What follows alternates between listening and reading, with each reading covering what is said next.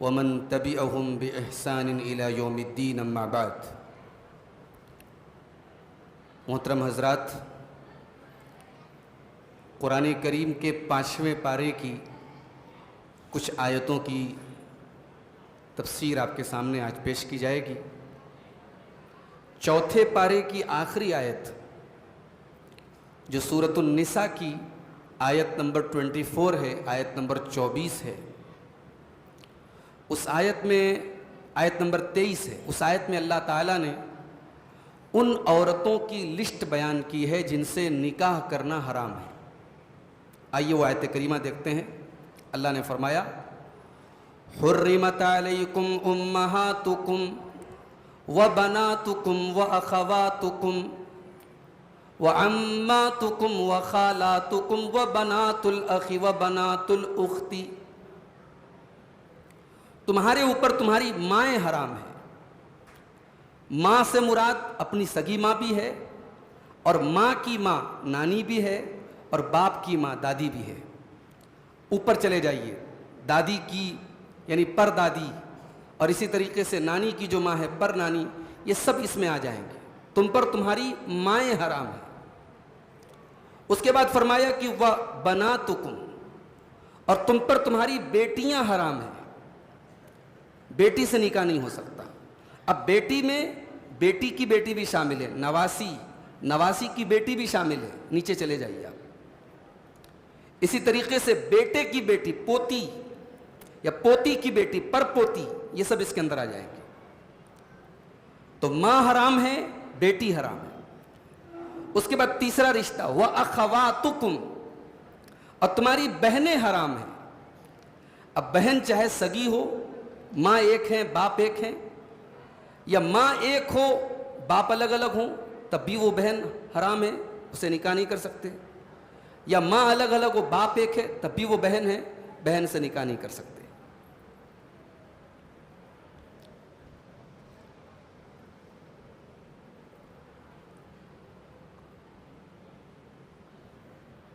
اس کے بعد فرمایا وَعَمَّاتُكُمْ، اور تمہاری پھوپھی تمہارے اوپر حرام ہے۔ باپ کی بہن، پھوپھی سے نکاح نہیں ہو سکتا۔ وَخَالَاتُكُمْ، اور خالہ بھی تمہارے اوپر حرام ہے۔ ماں کی بہن، خالہ سے بھی نکاح نہیں ہو سکتا۔ وَبَنَاتُ الْأَخِ، اور بھائی کی بیٹیاں یعنی کہ بھتیجیاں، چچا اور بھتیجی کا نکاح نہیں ہو سکتا۔ وَبَنَاتُ الْأُخْتِ، اور بہن کی بیٹیاں یعنی کہ ماموں اور بھانجی کی شادی نہیں ہو سکتی۔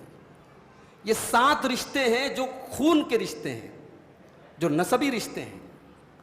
اس کے بعد فرمایا وَأُمَّهَاتُكُمُ اللَّاتِي أَرْضَعْنَكُمْ وَأَخَوَاتُكُمْ مِنَ الرَّضَاعَةِ، اور تمہاری وہ مائیں جنہوں نے تم کو دودھ پلایا ہے، اور تمہاری رضائی بہنیں بھی تمہارے اوپر حرام ہیں۔ اگر بچہ 2 سال کے پیریڈ کے اندر کسی عورت کا دودھ پیتا ہے تو وہ اس کی رضائی ماں کہلاتی ہے۔ اس میں ایک کنڈیشن یہ ہے کہ یہ جو رضاعت ہے، یہ 5 بار بچے نے اس عورت کا دودھ پیا ہو اور پیٹ بھر کے پیا ہو، خود سے چھوڑا ہو، تو اس سے رضاعت ثابت ہوتی ہے، اور وہ عورت اس کی رضائی ماں کہلائے گی۔ یہاں پہ اللہ تبارک و تعالیٰ نے صرف رضائی ماں اور رضائی بہن کا ذکر کیا ہے، مگر حدیث سے یہ معلوم ہوتا ہے کہ جو رشتے نسب سے حرام ہیں وہ رشتے رضاعت سے بھی حرام ہیں۔ جیسے سگی خالہ سے نکاح نہیں کر سکتے، رضائی خالہ سے بھی نکاح نہیں کر سکتے۔ جس عورت نے آپ کو دودھ پلایا ہے وہ آپ کی رضائی ماں ہو گئی، اب اس کی بہن آپ کی رضائی خالہ ہو گئی۔ اسی طریقے سے جو رضائی باپ آپ کا ہے، اس کی بہن آپ کی رضائی پھوپھی ہو گئی۔ تو جو رشتے نسب سے حرام ہوتے ہیں وہ سارے کے سارے رشتے رضاعت سے بھی حرام ہوتے ہیں۔ حالانکہ قرآن میں صرف 2 رشتے کا ذکر ہے، رضائی ماں کا ذکر ہے اور رضائی بہن کا ذکر ہے، مگر حدیث کو ہم جب سامنے رکھتے ہیں تو معلوم ہوتا ہے کہ رضاعت سے بھی وہ سارے رشتے حرام ہو جاتے ہیں جو نسب سے حرام ہوتے ہیں۔ اس کے بعد فرمایا وَأُمَّهَاتُ نِسَائِكُمْ، اور تمہاری بیویوں کی مائیں یعنی تمہاری ساس بھی تمہارے اوپر حرام ہے۔ جس عورت سے آپ کا نکاح ہو گیا، صرف نکاح ہو گیا، رخصتی ہوئی ہو یا نہ ہو، اس کی ماں آپ کے لیے حرام ہو گئی، اب اس کی ماں سے آپ نکاح نہیں کر سکتے۔ وَرَبَائِبُكُمُ اللَّاتِي فِي حُجُورِكُم مِّن نِّسَائِكُمُ اللَّاتِي دَخَلْتُم بِهِنَّ، اور تمہاری وہ عورتیں جن سے تم نے نکاح کیا اور تمہاری ان سے ملاقات ہوئی ہے، ان عورتوں کی بیٹیاں بھی تمہارے لیے حرام ہیں۔ یعنی مان لیجئے کہ کسی مطلقہ عورت سے انسان شادی کرتا ہے، کسی بیوہ عورت سے شادی کرتا ہے، اب اس کے پہلے شوہر کی جو بیٹی ہے اس سے آپ نکاح نہیں کر سکتے، مگر یہاں ایک کنڈیشن یہ ہے کہ اس بیوہ یا مطلقہ عورت سے جب آپ نے نکاح کیا تو نکاح کے بعد ملاقات بھی ہوئی ہو۔ اگر صرف نکاح ہوا ہے، عقد ہوا ہے، پھر بعد میں مان لیجئے کسی وجہ سے طلاق ہو گیا، تب یہ رشتہ ثابت نہیں ہوا، اس بیٹی سے تب نکاح ہو سکتا ہے۔ جو عورت انسان کے نکاح میں آ جائے اور باقاعدہ طور پر اس کی بیوی بن جائے، اب اس کی پہلے شوہر کی جو بیٹی ہے اس سے نکاح نہیں ہو سکتا۔ اس کے بعد فرمایا وَحَلَائِلُ أَبْنَائِكُمُ الَّذِينَ مِنْ أَصْلَابِكُمْ، اور تمہارے اپنے سگے بیٹوں کی بیویاں بھی تمہارے اوپر حرام ہیں۔ اپنے سگے بیٹے کی، جو آپ کا اپنا بیٹا ہے، اس کی بیوی یعنی آپ کی بہو بھی آپ کے اوپر حرام ہے۔ اس کے بعد فرمایا وَأَن تَجْمَعُوا بَيْنَ الْأُخْتَيْنِ، اور دو بہنوں کو اکٹھا کرنا بھی حرام ہے۔ ایک انسان اپنی سالی سے، بیوی اگر اس کے نکاح میں ہے تو سالی سے نکاح نہیں کر سکتا، مگر یہاں یہ بات یاد رہے کہ سالی سے نکاح تو نہیں کر سکتے جب تک بیوی ہمارے نکاح میں ہے، مگر اس کا مطلب یہ نہیں کہ سالی ہمارے لیے محرم ہو گئی، سالی کے ساتھ اٹھنا بیٹھنا اور جو ہے پردہ نہ کرنا یہ سب جائز ہو گیا، ایسا نہیں ہے۔ سالی تب بھی غیر محرم ہے، یہ ایک کنڈیشنل حرمت ہے کہ جب تک آپ کی بیوی آپ کے نکاح میں ہے یا بیوی زندہ ہے تب تک آپ اپنی بیوی کی بہن سے شادی نہیں کر سکتے۔ تو اللہ نے یہاں کہا کہ دو بہنوں کو اکٹھا نہیں کر سکتے۔ حدیث سے یہ معلوم ہوتا ہے کہ پھوپھی اور بھتیجی کو بھی اکٹھا نہیں کر سکتے، یعنی اگر کوئی عورت آپ کے نکاح میں ہے تو اس کی بھتیجی یا اس کی پھوپھی سے آپ اس کے رہتے ہوئے ایک ساتھ نکاح نہیں کر سکتے۔ اسی طریقے سے خالہ اور بھانجی سے اکٹھے نکاح نہیں کر سکتے۔ آپ کی بیوی کی جو خالہ ہے یا آپ کی بیوی کی جو بھانجی ہے، جب تک آپ کی بیوی آپ کے نکاح میں ہے آپ اس سے نکاح نہیں کر سکتے۔ یہ لسٹ اللہ تعالیٰ نے بیان کی۔ اس کے بعد اللہ نے فرمایا الا ما قد سلف، اب تک جو کر چکے، اب تک ان رشتوں کے معاملے میں جو گڑبڑ ہوئی، اب آئندہ سے تمہیں احتیاط کرنا ہے، اور یہ جو رشتے بتائے جا رہے ہیں ان میں سے کسی عورت سے تمہیں نکاح نہیں کرنا ہے۔ ان اللہ کان غفور الرحیم، بے شک اللہ تعالیٰ بہت بخشنے والا رحم کرنے والا ہے۔ اب یہاں سے قرآن کا 5واں پارہ شروع ہو رہا ہے۔ والمحصنات من النساء، اور اے مسلمانوں وہ عورتیں بھی تمہارے اوپر حرام ہیں جو آلریڈی کسی کے نکاح میں ہو، جو کسی کی بیوی ہے جب تک نکاح میں ہے آپ اس سے نکاح نہیں کر سکتے۔ اچھا، شادی شدہ عورتوں کے لیے یہاں اللہ تعالیٰ نے جو لفظ استعمال کیا محصنات جانتے کس کو کہتے ہیں؟ عربی میں حصن کہتے ہیں فورٹ کو، قلعہ کو۔ اس کا مطلب یہ ہوا کہ جب ایک عورت کسی کے نکاح میں آ گئی تو گویا کہ وہ محفوظ ہو گئی، اس کو ایک پروٹیکشن مل گیا، وہ ایک قلعے کے اندر آ گئی، اس کی عزت، اس کی آبرو محفوظ ہو گئی۔ اس کا مطلب یہ ہوا کہ سماج میں کسی بھی عورت کا بغیر نکاح کے رہنا اس کی عزت اور آبرو کے لیے بہت بڑا خطرہ ہے۔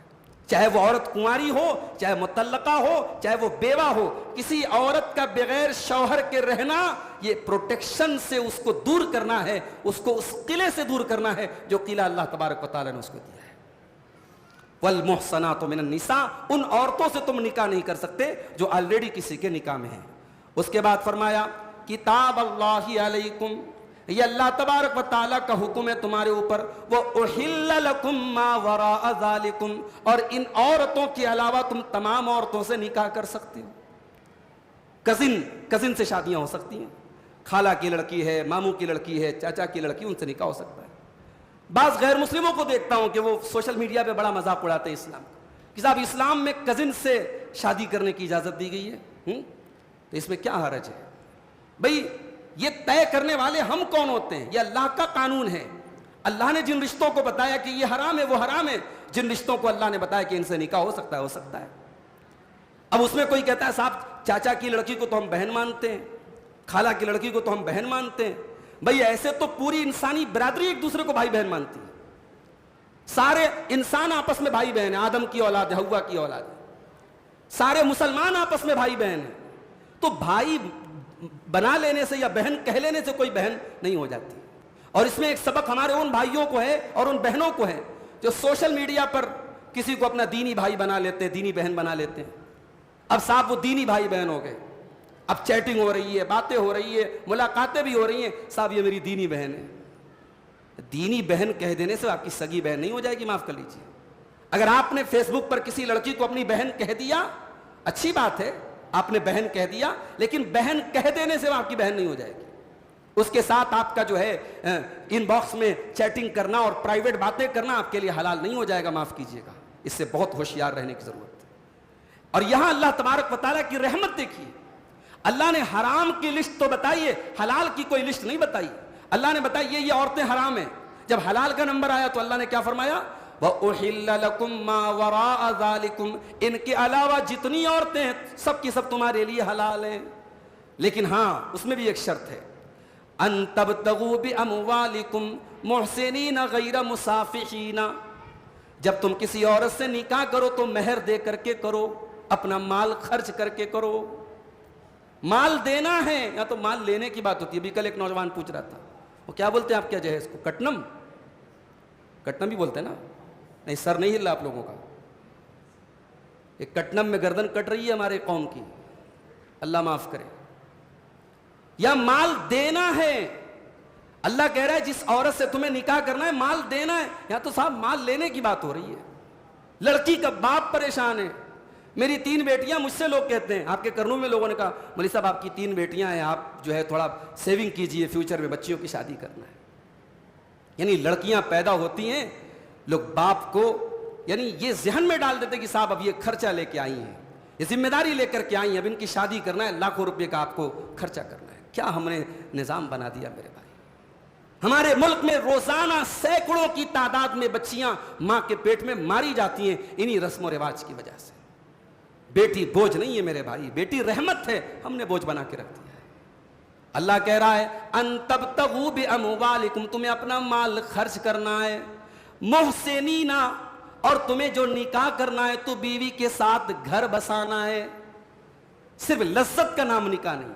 یہ جو آج کل نئے نئے طریقے ایجاد ہو رہے ہیں, لیو ان ریلیشن شپ, بغیر شادی کے میاں مرد اور عورت ساتھ میں رہ رہے ہیں, اور قانوناً بھی ان کو اتھارٹی حاصل ہے کہ صاحب کوئی حرج کی بات نہیں ہے. یا گرل فرینڈ اور بوائے فرینڈ کا جو کلچر دھیرے دھیرے عام ہو رہا ہے, یا اس کو بڑے مہذب الفاظ دیے جا رہے ہیں کہ صاحب فلاں لڑکا فلاں لڑکی کے ساتھ ڈیٹنگ کر رہا ہے. یہ ڈیٹنگ نہیں ہے, یہ لیو ان ریلیشن شپ نہیں ہے, یہ کھلم کھلا زناکاری اور بدکاری ہے میرے بھائی.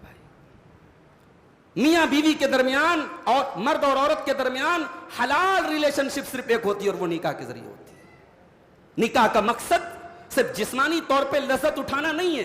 محسنینا, تم ان عورتوں کے ساتھ گھر بسانے کا تمہارا ارادہ ہو, غیر مسافحینا, صرف اپنی شہوت پوری کرنا, اپنی ڈیزائر پوری کرنا, اپنی لشٹ پوری کرنا تمہارا مقصد نہ ہو. اسی لیے جو نکاح متع ہوتا ہے, نکاح متع کا نام سنا ہے آپ نے؟ نکاح متع جو ہوتا ہے نا, ٹیمپرری نکاح, 1 دن کے لیے نکاح کر لیا, 3 دن کے لیے نکاح کر لیا, وہ جائز نہیں ہے. شروع میں تھا جائز, بعد میں حرام ہو گیا. کیونکہ آپ نے جس عورت کے ساتھ 3 دن کے لیے نکاح کیا, ایک دن کے لیے نکاح کیا, تو آپ نے گھر بسانے کے لیے کہاں نکاح کیا؟ آپ نے 3 دن کی لذت کے لیے نکاح کیا, 3 دن ختم, نکاح ختم. اسلام میں نکاح ایک بہت ہی بڑا کانٹریکٹ ہے, یہ لائف ٹائم کانٹریکٹ ہے. جب تک میاں بیوی کے درمیان کوئی بہت ایسے حالات نہ پیدا ہو جائیں کہ اب ساتھ میں نہیں رہ سکتے اور طلاق کی یا خلا کی نوبت آ جائے, شادی کا مقصد زندگی بھر ساتھ نبھانا ہے میرے بھائیوں. اللہ کہہ رہا ہے محسنین غیر مسافحین, جن عورتوں سے تم نکاح کرو مقصد گھر بسانا ہو, مقصد جو ہے ان کے ساتھ صرف شہوت پوری کرنا نہ ہو. اس کے بعد فرمایا فَانْكِحُوهُنَّ بِإِذْنِ أَهْلِهِنَّ, جن عورتوں سے تم نکاح کرو ان کے گھر والوں کی اجازت سے نکاح کرو. کورٹ میرج, لڑکی بھاگ کے شادی کر رہی ہے, جائز نہیں ہے اسلام میں.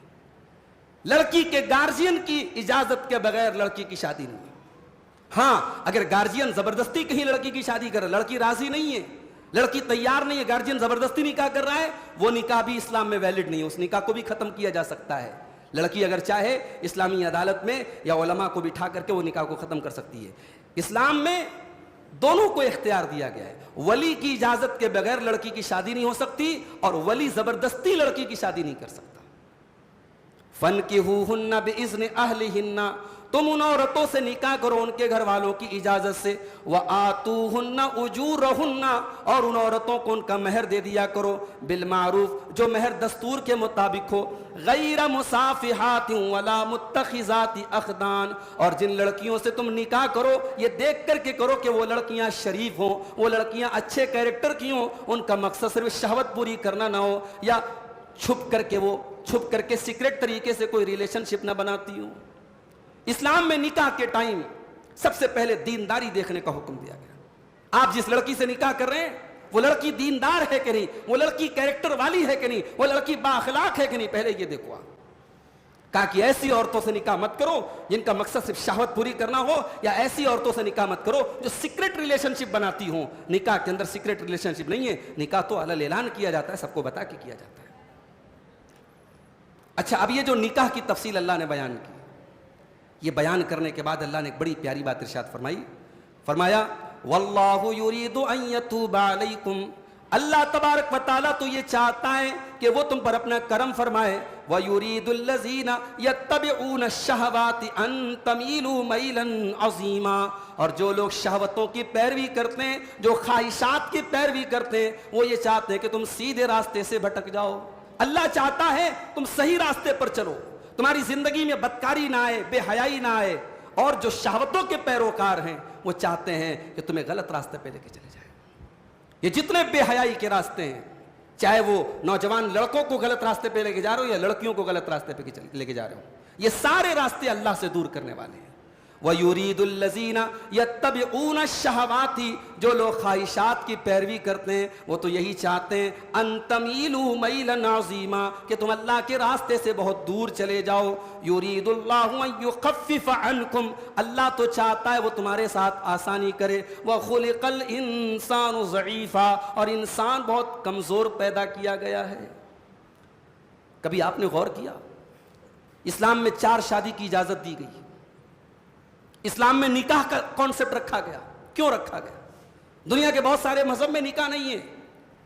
آپ کے ہندوستان میں بہت سارے لوگ زندگی بھر شادی نہیں کرتے اور بڑے بڑے عہدوں پر صاحب براجمان ہیں، کوئی چیف منسٹر بنا ہے، کوئی ملک کا وزیر اعظم بنا ہے، شادی یعنی میریٹل لائف نہیں ہے ان کی زندگی میں، بیوی کا کوئی رول نہیں ہے، بیوی کا کوئی حق ادا نہیں کرتا، پورے دیش کو چلا رہے، گھر کو نہیں چلا پا رہے۔ اسلام کہتا ہے نہیں، انسان کمزور ہے۔ انسان اگر یہ کہتا ہے صاحب میری زندگی میں عورت کی ضرورت ہے، جھوٹ بول رہا ہے وہ۔ انسان کی زندگی میں عورت کی ضرورت ہے۔ وَخُلِقَ الْإِنسَانُ ضَعِيفًا، اللہ کہہ رہا ہے انسان کمزور پیدا کیا گیا عورت کے معاملے میں۔ آج بڑے بڑے وہ پادری اور بڑے بڑے چرچ میں رہنے والے جو کہتے ہیں صاحب ہم تو دنیا سے کٹے ہوئے ہیں، ان کے اسکینڈل سامنے آتے ہیں، انہی چرچ میں کام کرنے والی جو ننس ہوتی ہیں، جو اس میں کام کرنے والی عورتیں ہوتی ہیں، ان کے ساتھ ان کے جو ہے حرام تعلقات کی خبریں آتی ہیں۔ کیوں آتی ہیں؟ کیونکہ فطرت سے بغاوت ہے۔ اللہ تبارک و تعالیٰ نے جو نیچر ہمارا بنایا ہے، جو نظام بنایا، اس نظام سے بغاوت ہے۔ اسی لیے ہمارے مذہب میں نکاح ہے، اور نبی نے نکاح کو اپنی سنت کہا، نکاح من سنتی، نکاح میری سنت ہے۔ اس لیے جب تک انسان واقعی میں اس کے ساتھ کوئی بڑی مجبوری نہ ہو، فزیکلی وہ شادی کرنے کے لائق نہیں ہے یا فائنینشلی ابھی وہ اس لائق نہیں ہے کہ اپنی بیوی کی ذمہ داری اٹھا سکے، تب تک نکاح اس کو ضرور کر لینا چاہیے۔ نکاح کے لائق ہو تو نکاح ضرور۔ اللہ کہہ رہا ہے وَخُلِقَ الْإِنسَانُ ضَعِيفًا، انسان بہت کمزور پیدا کیا گیا ہے۔ اس کے بعد ایک بہت بڑی خوشخبری ہمیں سنائی گئی۔ ان تمام گناہوں کے راستے سے روکنے کے بعد اللہ نے ایک بڑی پیاری بات ہم کو بتائی، ان تجتنبوا کبائر ما تنہون عنہ نکفر عنکم سیئاتکم وندخلکم مدخلا کریما۔ اے میرے بندو، اگر تم کبیرہ گناہوں سے بچو گے، اگر تم بڑے بڑے گناہوں سے بچو گے، ہم تمہارے چھوٹے گناہوں کو تو یوں ہی معاف کر دیں گے۔ وَنُدْخِلْكُمْ مُدْخَلًا كَرِيمًا، اور بڑی عزت کی جگہ تم کو داخل کریں گے، یعنی جنت میں داخل کریں گے۔ کبیرہ گناہ کس کو کہتے ہیں؟ حضرت عبداللہ ابن عباس کہتے ہیں کہ کبیرہ گناہ ان گناہوں کو کہا جاتا ہے جن گناہوں کے اوپر قرآن و حدیث میں جہنم کی وعید آئی ہو کہ یہ کام کرو گے جہنم میں چلے جاؤ گے، جیسے شرک کرنا ہے، جیسے نماز نہ پڑھنا ہے، جیسے شراب پینا ہے، جیسے جھوٹ بولنا ہے، جیسے رشتہ کاٹنا ہے، جیسے چغلی کرنا ہے۔ یہ سارے کام جس پر جہنم کی وعید آئی ہو یا جس کام کے کرنے پر لعنت کا ذکر آیا ہو قرآن و حدیث میں، یا جس کام کے بارے میں حدیث میں یہ آیا ہو کہ یہ کام کرو گے اللہ کا غضب تمہارے اوپر ہوگا، وہ سارے کام کبیرہ گناہ ہے۔ اور یہ اللہ کا کتنا بڑا انعام ہے میرے بھائیوں کہ آپ کبیرہ گناہوں سے بچیں گے تو اللہ کا وعدہ ہے کہ جو کبیرہ کے علاوہ چھوٹے چھوٹے گناہ ہیں وہ آٹومیٹیکلی معاف ہو جائیں گے۔ اور اگر آپ کبیرہ سے نہیں بچیں گے تو پھر صغیرہ گناہوں کی بھی پکڑ ہوگی، پھر چھوٹے چھوٹے گناہوں کی بھی پکڑ ہوگی۔ یہ اللہ تبارک و تعالیٰ کا کرم ہے، وہ ہمیں اور آپ کو ایک راستہ بتا رہا ہے کہ اگر آپ کبیرہ گناہوں سے بچیں گے اللہ چھوٹے چھوٹے گناہوں کو معاف فرما دے گا اور آپ کو جنت میں داخل کرے گا۔ اس کے بعد مردوں اور عورتوں کو ایک سبق دیا گیا کہ مرد عورت بننے کی کوشش نہ کرے، عورت مرد بننے کی کوشش نہ کرے، دونوں کی اپنی کوالٹیز ہیں۔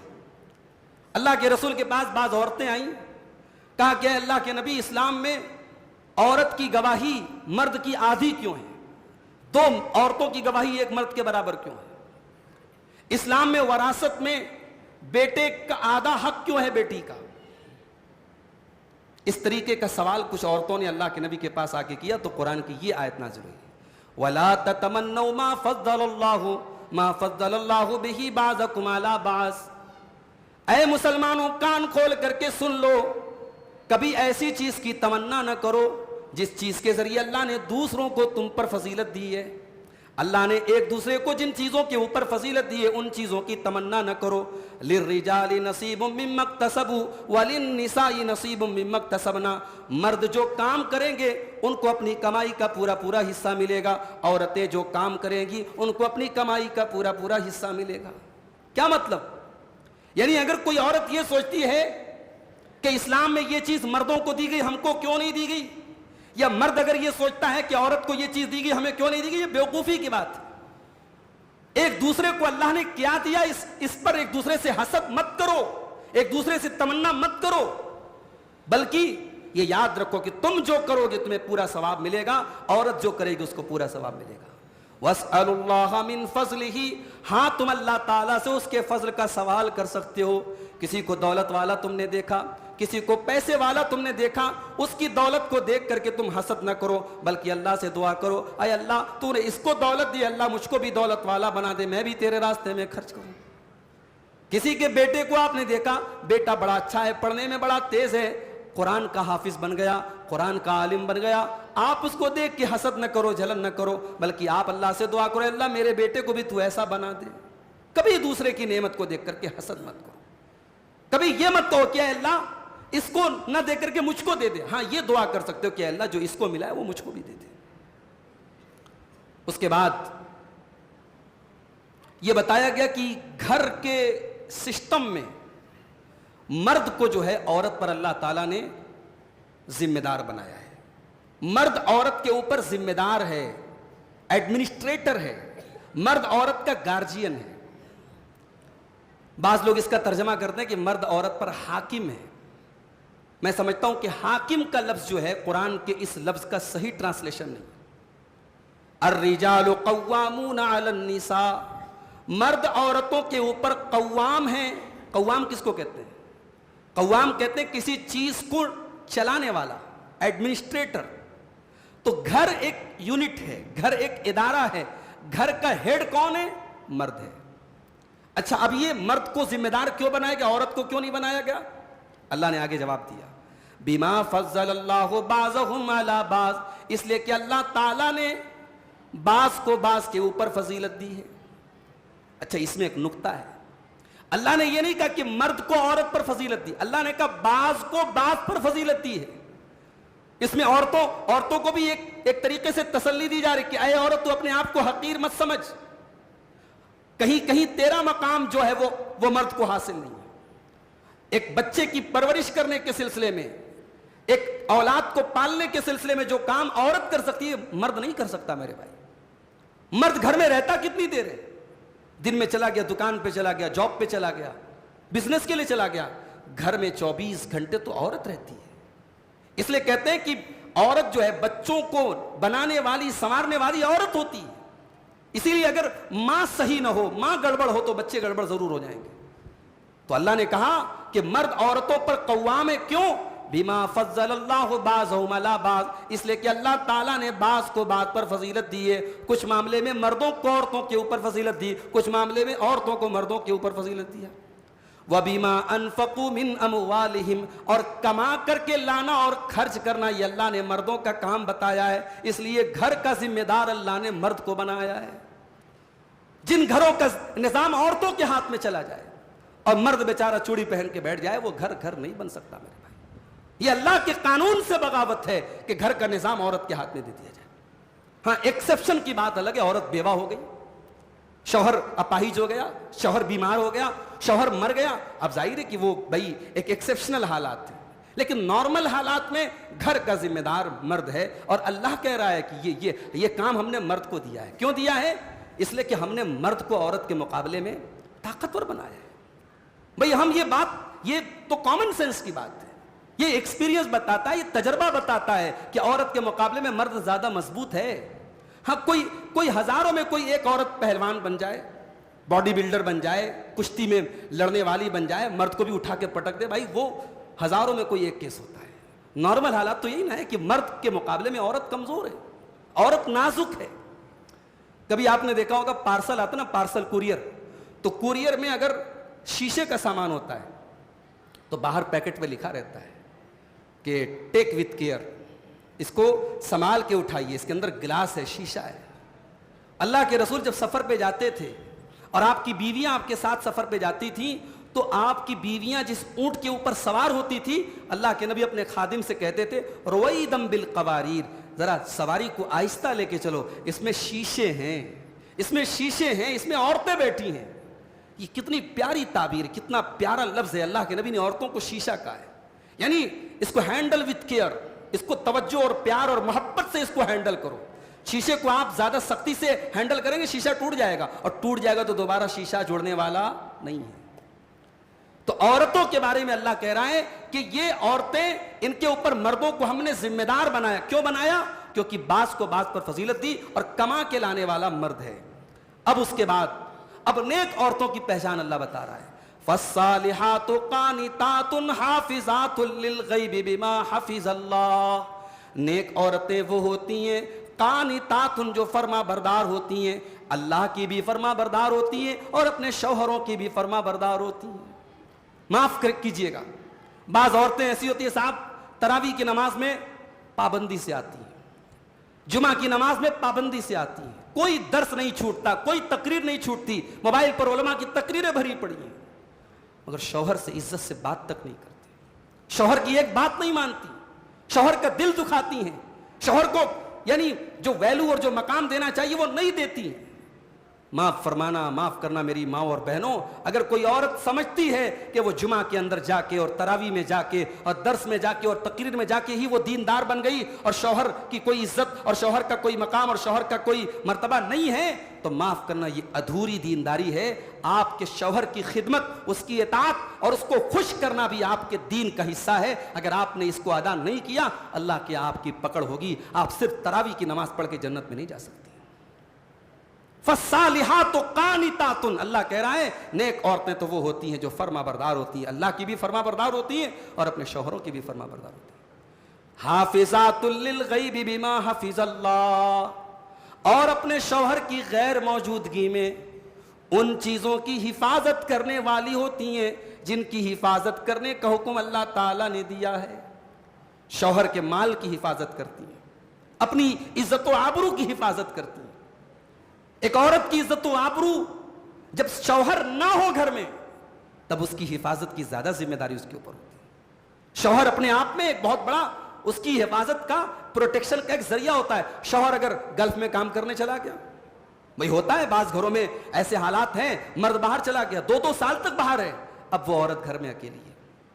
اب وہ جو اکیلی بغیر شوہر کی گھر میں عورت رہ رہی ہے، اب اس کے لیے بڑے آزمائش کا یہ ٹائم ہے میرے بھائی. اب یہاں پہ قرآن کریم کی آیت اس عورت کو اپنے سامنے ہمیشہ رکھنی چاہیے. حافظات للغیب بما حفظ اللہ. نیک عورتیں تو وہ ہوتی ہیں جو اپنے شوہر کی غیر موجودگی میں اپنی عزت و آبرو کی حفاظت کرنے والی ہوتی ہیں. بما حفظ اللہ، اور اس میں بھی ان کا کمال نہیں ہوتا بلکہ اللہ کی توفیق سے وہ ایسا کام کرتی ہیں. اچھا اگر اس کی اپوزٹ عورت ہے, شوہر کی بات نہیں مان رہی ہے, شوہر کہہ رہا ہے پورب جاؤ پچھم جا رہی ہے, شوہر کہہ رہا ہے کھڑی ہو جاؤ بیٹھ رہی ہے, وہ شوہر کی جسٹ اپوزٹ ہر بات کر رہی ہے, تو ظاہر ہے کہ گھر تو ایسا نہیں چل سکتا. کسی بھی ادارے کا جو ذمہ دار ہے, ایک اسکول کا پرنسپل ہے, اب ٹیچر پرنسپل کی بات نہ مانے تو صاحب ٹیچنگ کیسے چلے گی؟ تو گھر میں اگر عورت نافرمانی پر اتر جائے تو اب مرد کو کیا کرنا چاہیے؟ اللہ تبارک و تعالیٰ نے یہ نہیں کہا کہ اگر عورت آپ کی بات نہیں مانے تو طلاق طلاق طلاق کہہ کے بات ختم کر دو, نہیں. اللہ نے اسٹیپ بائی اسٹیپ بتایا. فَاللَّاتِي تَخَافُونَ نُشُوزَهُنَّ فَعِظُوهُنَّ, جن عورتوں کی طرف سے تمہیں نافرمانی کا سامنا کرنا پڑ رہا ہے تو پہلا اسٹیپ یہ کہ ان عورتوں کو سمجھاؤ. فَعِظُوهُنَّ, ان عورتوں کو سمجھانے کی کوشش کرو, نصیحت کرنے کی کوشش کرو. اگر اس سے بات نہ بنے وَاهْجُرُوهُنَّ فِي الْمَضَاجِعِ, ان کے بستروں کو الگ کر دو, ان کے ساتھ بستر شیئر کرنا بند کر دو. اگر اس سے بھی مسئلہ حل نہ ہو تو تیسرا اسٹیپ یہ وَاضْرِبُوهُنَّ ضَرْبًا غَيْرَ وَاضْرِبُوهُنَّ, ان کو ہلکی پھلکی تم مار بھی مار سکتے ہو.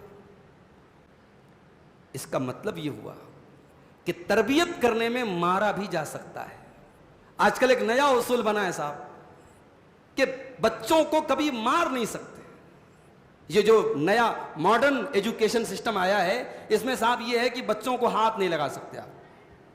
قرآن کی آیت بتا رہی کہ تربیت کے اسٹیپ میں سے ایک اسٹیپ یہ بھی ہے. پہلا اسٹیپ تو پیار محبت سے سمجھانا ہے, لیکن اگر پیار محبت سے سمجھانے سے بات نہ بنے تو ایک ٹیچر اور ایک مربی تربیت کا ایک اصول یہ ہے کہ اس کو مار سکتا ہے.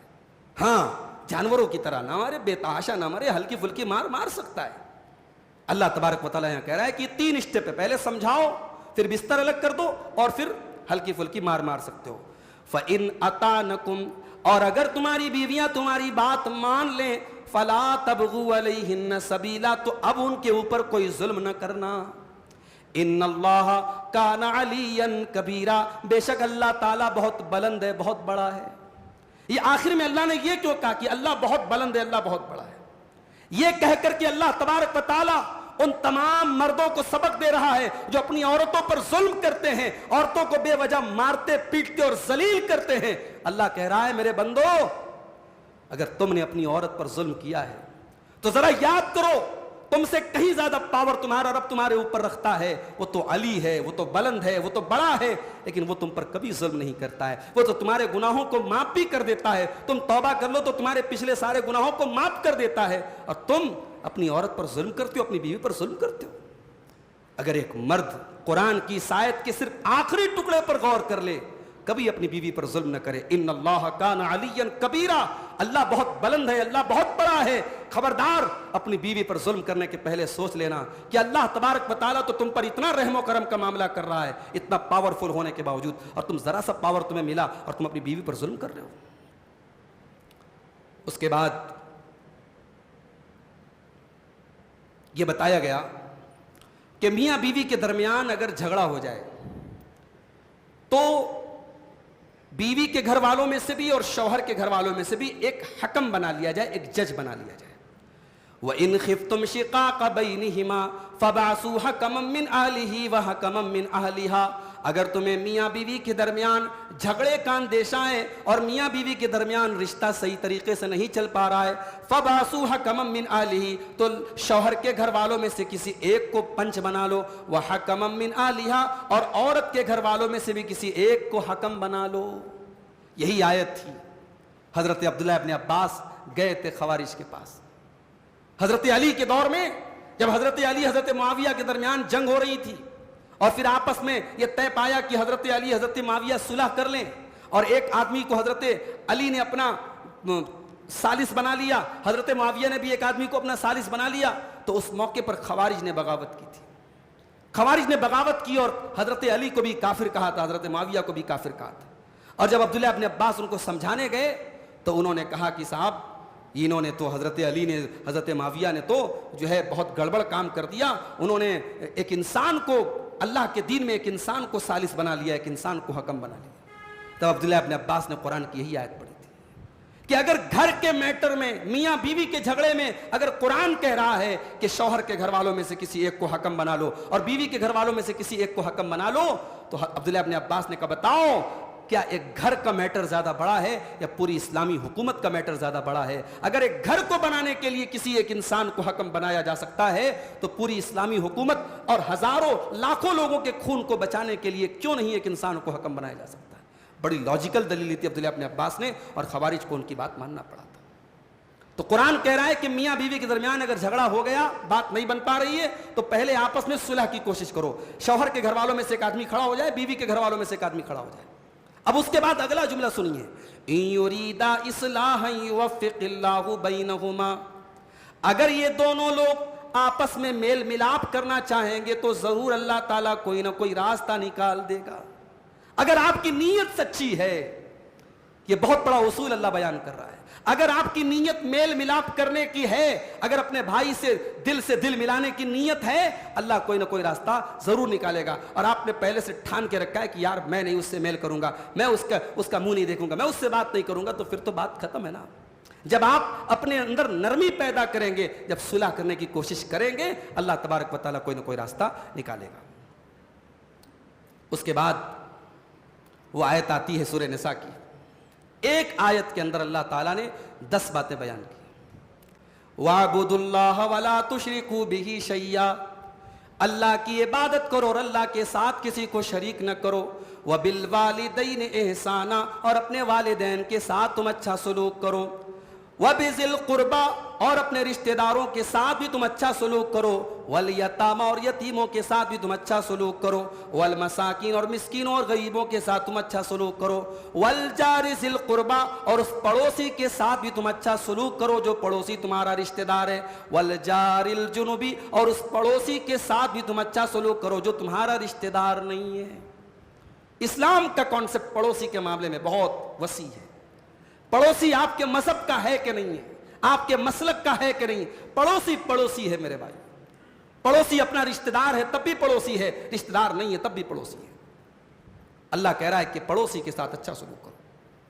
اللہ کے نبی صلی اللہ علیہ وسلم تو یہاں تک کہتے ہیں کہ حضرت جبریل علیہ السلام نے مجھے پڑوسی کے بارے میں اتنی وصیت کی، حتیٰ ظننت انہ سیورثہ، میں تو ڈر گیا، میں تو سمجھ گیا، میں نے تو سمجھا کہ کہیں اللہ تبارک و تعالیٰ پڑوسی کو وارث نہ بنا دے، انسان کی پراپرٹی میں پڑوسی کو بھی وارث نہ بنا دے، مجھے یہ ڈر محسوس ہوا۔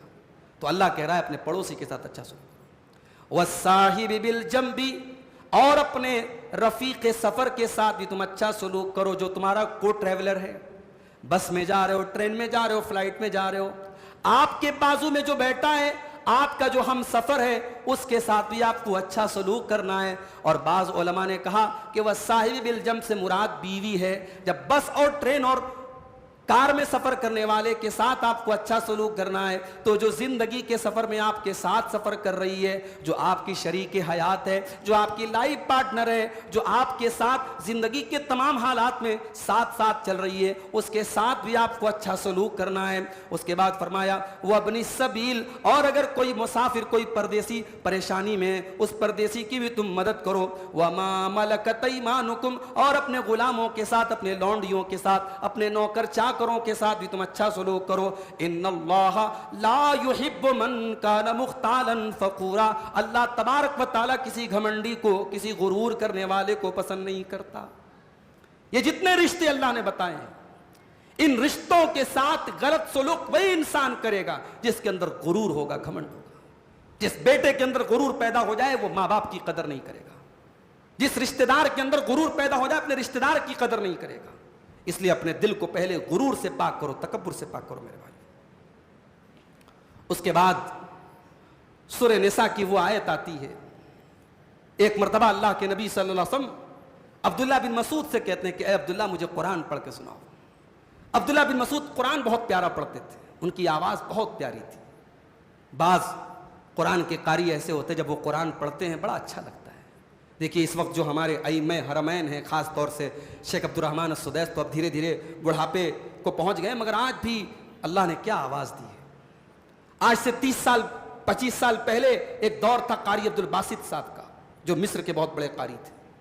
جب وہ قرآن پڑھتے تھے رونگٹے کھڑے ہو جاتے تھے۔ تو قرآن اگر اچھی آواز میں پڑھا جائے تو ایک الگ کیفیت پیدا ہو جاتی ہے. اللہ کے نبی نے کہا عبداللہ تم مجھے قرآن پڑھ کے سناؤ. عبداللہ بن مسعود نے کہا اے اللہ کے نبی میں آپ کو قرآن پڑھ کے کیسے سناؤں, یہ قرآن تو آپ ہی کے اوپر اترا ہے, میں آپ کو کیسے پڑھ کے سناؤں. آپ نے فرمایا اے عبداللہ میں آج دوسرے کے منہ سے قرآن کو سننا چاہتا ہوں. حضرت عبداللہ کہتے ہیں فقرات علیہ سورۃ النساء, میں سورہ نساء کی تلاوت کرنے لگا, میں سورہ نساء پڑھنے لگا. سورہ نساء پڑھتے پڑھتے حضرت عبداللہ کہتے ہیں جب میں سورہ نساء کی اس آیت پر پہنچا جو سورہ نساء کی آیت نمبر 41 ہے, آیت نمبر 41 ہے, فَكَيْفَ إِذَا جِئْنَا مِن كُلِّ أُمَّةٍ بِشَهِيدٍ وَجِئْنَا بِكَ عَلَىٰ هَٰؤُلَاءِ شَهِيدًا. اے نبی اس وقت آپ کا کیا حال ہوگا جب ہم ہر امت میں سے ایک گواہ لائیں گے, اور اے نبی ہم آپ کی امت پر آپ کو گواہ بنائیں گے. جب میں اس آیت پر پہنچا اللہ کے نبی نے فرمایا کہ بس کرو اے عبداللہ بس کرو. میں نے نظر اٹھا کے دیکھا فَإِذَا عَيْنَاهُ تَذْرِفَانِ, اللہ کے نبی کی آنکھوں سے آنسو بہ رہے تھے. اللہ تبارک و تعالیٰ قیامت کے دن جو ذمہ داری آپ کے کندھے پر ڈالے گا اس ذمہ داری کو یاد کر کے اللہ کے نبی رو رہے تھے, آپ کی آنکھوں سے آنسو بہ رہے تھے. اللہ کے نبی اپنی ذمہ داریوں کو یاد کر کے رویا کرتے تھے. میرے بھائی قرآن کو سن کے رویا کرتے تھے. ہم اور آپ قرآن سنتے ہیں مگر ہمارے دلوں پر کوئی اثر نہیں ہوتا, کیونکہ قرآن کریم ہمارے دل کے تاروں کو نہیں چھیڑتا ہے. ہم قرآن کو سمجھنے کی کوشش نہیں کرتے, قرآن پر غور نہیں کرتے. اس کے بعد وہ آیت نازل ہوتی ہے شراب کے سلسلے میں, جو دوسری آیت نازل ہوتی ہے. شراب کے بارے میں پہلی آیت سورہ بقرہ کی نازل ہوئی کہ شراب اور جوا کے بارے میں اے نبی لوگ آپ سے پوچھتے ہیں, آپ کہہ دیجئے کہ شراب اور جوئے میں نقصان بھی ہے کچھ فائدہ بھی, لیکن نقصان زیادہ ہے, گناہ زیادہ ہے. اور دوسری آیت نازل ہوئی تھی سورہ نساء کی آیت, یا ایھا الذین آمنوا لا تقربوا الصلاۃ وانتم سکارا, اے ایمان والو تم نشے کی حالت میں شراب پی کر کے کبھی تم نماز کے قریب نہ جانا, حتی تعلموا ما تقولون, جب تک تمہیں یہ پتہ نہ چلے کہ تم کیا کہہ رہے ہو, جب تک تم ہوش و حواس میں نہ رہو تب تک تمہیں نماز کے قریب نہیں جانا ہے. بعض صحابہ سے یہ واقعہ ملتا ہے کہ اس وقت شراب حرام نہیں تھی, شراب کے نشے میں نماز پڑھنے لگے تو قرآن کی آیتوں کو غلط پڑھنے لگے. ظاہر ہے کہ شراب کے اندر ایسی کیفیت ہوتی ہے کہ انسان اپنے ہوش میں نہیں رہتا. تو اللہ نے کہا کہ نماز میں ایسی حالت میں مت جاؤ جب تمہیں اپنا ہوش نہ ہو. نماز میرے بھائیوں ایک ایسی عبادت ہے جس میں آپ کو اپنا 100% اس پر فوکس کرنا ہے. اگر آپ کو پیشاب کی حاجت ہے, لیٹرین کی حاجت ہے, نماز مت پڑھیے, آپ پہلے اپنی حاجت کو پورا کیجیے. اللہ کے رسول نے فرمایا اگر کھانا لگا ہے, بھوک لگی ہے, دسترخوان لگا ہے, پہلے کھانا کھا لو پھر آپ نماز کے لیے آؤ. نماز میں آپ ایسی حالت میں مت آؤ. آج کل بعض لوگ کیا کرتے ہیں, موبائل کو وائبریٹ میں رکھ دیتے ہیں. اب وہ صاحب جیب میں رکھا ہوا ہے, اب کسی کا فون آیا وائبریٹ ہو رہا ہے, اب یہ رکوع میں ہے, سجدے میں, اب یہ سوچ رہا ہے پتہ نہیں کس کا فون آیا ہے, پتہ نہیں کتنی بڑی پارٹی کا فون, کتنے لاکھ کا میرا نقصان ہو رہا ہے, جلدی سے فون اٹھا لو. تو یہ نہیں ہونا چاہیے. آپ موبائل بند کر دیں یا سائلنٹ کر دیں. یہ نماز میں یہ جو وائبریٹ کر کے رکھتے ہیں یہ مناسب نہیں. نماز میں آپ بالکل فوکس آپ کا نماز پر ہو. اللہ نے کہا حتی تعلموا ما تقولون, جب تک نماز میں آپ کو احساس نہ ہو کہ آپ کیا کہہ رہے ہیں تب تک آپ نماز کے قریب مت جائیے. اس کے بعد اب تیمم کا حکم دیا جا رہا ہے.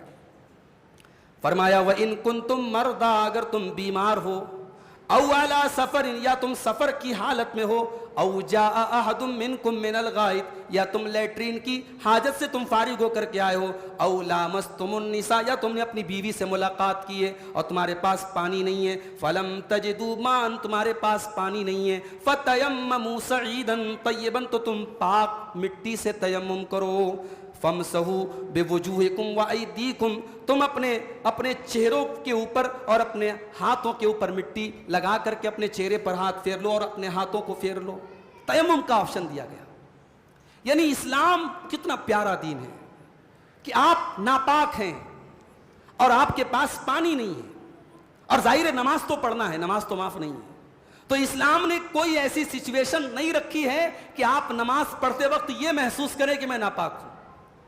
اگر پانی نہیں ہے, آپ بیمار ہیں, یا پانی استعمال کرنے پر سخت بیمار ہونے کا اندیشہ ہے, شریعت میں تیمم کا آپشن رکھا گیا. اور یہ نوٹ کر لیجئے کہ تیمم جیسے وضو کا الٹرنیٹ ہے ویسے غسل کا بھی الٹرنیٹ ہے. مان لیجئے آدمی ناپاک ہو گیا, اس کے اوپر غسل واجب ہے لیکن پانی نہیں ہے اور فجر کی نماز اس کو پڑھنا ہے, تو اب وہ کیا کرے گا, وہ تیمم کر کے فجر کی نماز پڑھ لے گا. یہ بہت بڑی نعمت اللہ تبارک و تعالیٰ نے ہم کو دی. فرمایا میرے بندو تم تیمم کر کے نماز پڑھ لو, ان اللہ کان عفوا غفورا, اللہ تبارک و تعالیٰ بہت معاف کرنے والا بخشنے والا ہے. اب اس کے بعد ایک دو آیت میں پڑھ کے بات ختم کرتا ہوں. سورہ نساء کی آیت نمبر 69 آپ دیکھیے, اللہ فرماتا ہے وَمَن يُطِعِ اللَّهَ وَالرَّسُولَ فَأُولَٰئِكَ مَعَ الَّذِينَ أَنْعَمَ اللَّهُ عَلَيْهِم مِّنَ النَّبِيِّينَ, جو اللہ کی اطاعت کرے گا, جو رسول کی اطاعت کرے گا, وہ قیامت کے دن فَأُولَٰئِكَ مَعَ الَّذِينَ أَنْعَمَ اللَّهُ عَلَيْهِم, وہ ان بندوں کے ساتھ رہے گا جن بندوں کے اوپر اللہ کا انعام ہوا ہے. مِّنَ النَّبِيِّينَ, وہ نبیوں کے ساتھ رہے گا. وَالصِّدِّيقِينَ, اور صدیقین کے ساتھ رہے گا. وَالشُّہَدَاء, اور شہداء کے ساتھ رہے گا. وَالصَّالِحِينَ, اور نیک بندوں کے ساتھ رہے گا. ایک مرتبہ اللہ کے نبی کے پاس ایک صحابی آئے, کہا اے اللہ کے نبی میں آپ سے بہت محبت کرتا ہوں, اتنی محبت کرتا ہوں کہ جب بھی آپ کی یاد آتی ہے میں آپ کے پاس چلا آتا ہوں, لیکن اے اللہ کے نبی میں سوچتا ہوں جب میرا انتقال ہو جائے گا میں اللہ کو پیارا ہو جاؤں گا. اے اللہ کے نبی آپ تو نبیوں کے ساتھ ہوں گے, میں تو عام مسلمان ہوں, میں اللہ تعالیٰ کے یہاں جانے کے بعد, میں جنت میں جانے کے بعد اے اللہ کے نبی آپ کا دیدار کیسے کروں گا, میں آپ کو کیسے دیکھوں گا.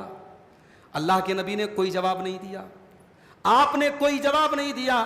تھوڑی دیر کے بعد حضرت جبریل علیہ السلام قرآن کی یہی آیت لے کر کے آئے, سورہ نساء کی آیت نمبر 69 لے کر کے آئے, اور اس آیت کے ذریعے اللہ نے جواب دے دیا وَمَن يُطِعِ اللَّهَ وَالرَّسُولَ, کہ جو اللہ کی اطاعت کرے گا, جو رسول کی اطاعت کرے گا, وہ قیامت کے دن نبیوں کے ساتھ رہے گا, وہ صدیقین کے ساتھ رہے گا, وہ شہیدوں کے ساتھ رہے گا, وہ صالحین کے ساتھ رہے گا. وَحَسُنَ أُولَٰئِكَ رَفِيقًا, اور یہ لوگ بڑے بہترین دوست اور رفیق بن کے رہیں گے. رفیق کہا اللہ نے, رفیق کس کو کہتے ہیں, جو ہر وقت آپ کے ساتھ رہتا ہے.